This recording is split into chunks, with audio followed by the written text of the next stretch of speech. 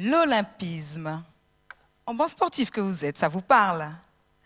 Certainement que vous l'avez entendu à l'école, vous en avez entendu parler. Mais ce qui vous intéresse surtout, c'est de voir les Jeux olympiques. Certainement aussi, vous me direz que je devrais plutôt poser la question à des sportifs, des entraîneurs ou des dirigeants du sport de haut niveau, qui entrent également dans la catégorie du sport performance. Parce que ces acteurs seraient selon vous davantage concernés par l'olympisme.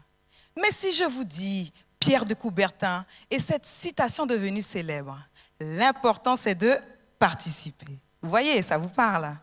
Mais savez-vous qu'il s'est inspiré d'une autre citation tirée d'un sermon de l'évêque de Pennsylvanie en 1908? L'essentiel n'est pas d'avoir vaincu, mais de s'être bien battu. Ou encore, l'olympisme, des valeurs citoyennes pour une éducation par le sport. Alors oui, les Jeux olympiques, l'olympisme, ça va de pair. Des valeurs et des symboles universels forts, un caractère sacré distinctif de tout autre événement, sans compter les bienfaits de la pratique du sport. Pourtant, difficile d'en parler sans pointer du doigt le revers de la médaille.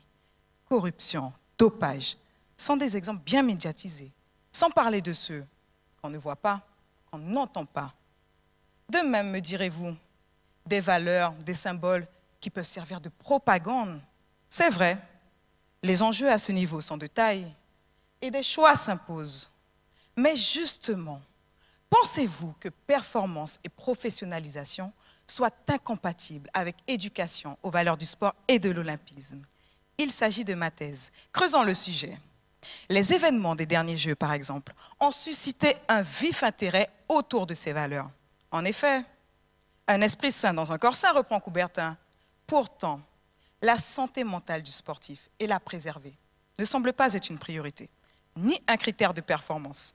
À vrai dire, dans le haut niveau, réussir coûte que coûte et gagner des médailles garantit gloire et notoriété. Alors bien sûr, ce sont des êtres humains et non des surhommes aux exploits sans fin.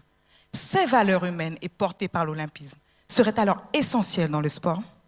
De toute évidence, il y a un paradoxe entre le reste sportif et olympique et la réalité du terrain. De fait, une étude approfondie sur la nature des rapports entre les acteurs du sport performance et l'olympisme est nécessaire. Oui, il convient de mesurer l'impact de ces valeurs sur l'attitude des acteurs du sport de haut niveau. Et pour cela, mes travaux de recherche s'appuient sur des entretiens réalisés auprès de ces acteurs et autour des concepts d'identification, de transmission et d'adhésion des valeurs du sport et de l'olympisme. Rendez-vous à Paris en 2024.